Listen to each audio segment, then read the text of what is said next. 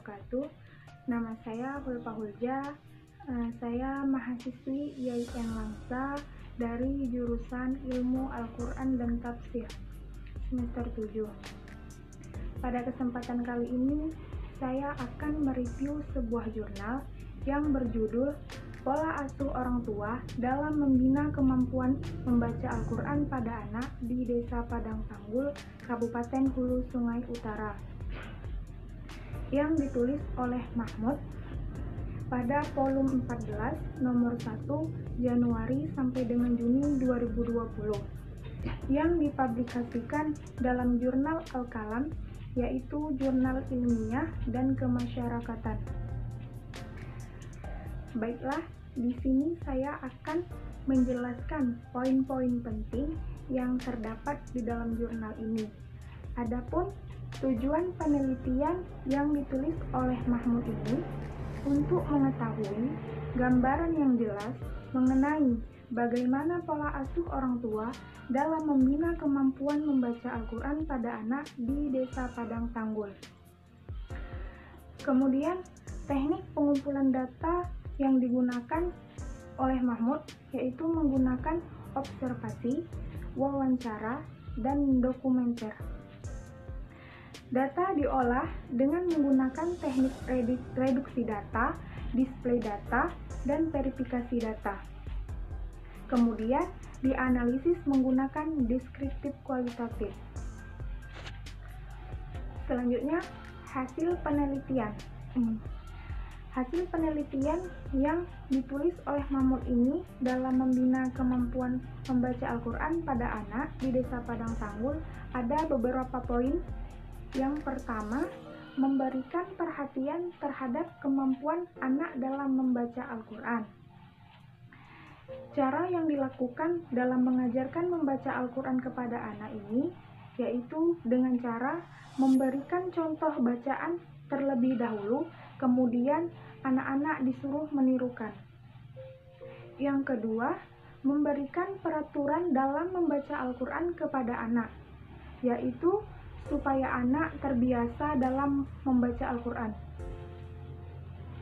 Yang ketiga, memberikan pendisiplinan, yaitu dengan cara menceritakan pahala membaca Al-Quran sehingga anak termotivasi untuk membaca Al-Quran.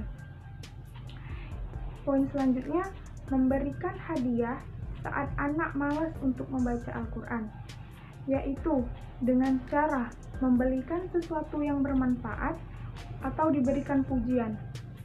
Poin yang terakhir, memberikan hukuman saat anak malas membaca Al-Quran, yaitu dengan cara melarang anak menonton televisi dan diberi ancaman tidak diberi uang jajan. Jadi, kemampuan membaca Al-Quran pada anak usia 5-9 tahun ini sudah maksimal dengan didukung oleh yang pertama, adanya perhatian yang diberikan orang tua terhadap kemampuan membaca Al-Quran di rumah. Yang kedua, adanya peraturan dalam membaca Al-Quran. Yang ketiga, adanya upaya pendisiplinan yang memberikan keteladanan kepada anak sehingga menjadikan anak-anak istiqomah dalam beribadah.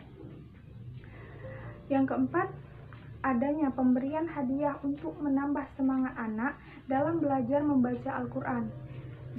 Dan poin yang terakhir, adanya pemberian hukuman kepada anak yang bersifat mendidik untuk meluruskan kesalahan anak.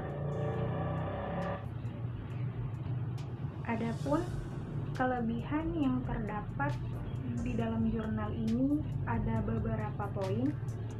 Poin yang pertama, terdapat kesesuaian antara jurnal dan kesimpulan yang didapatkan.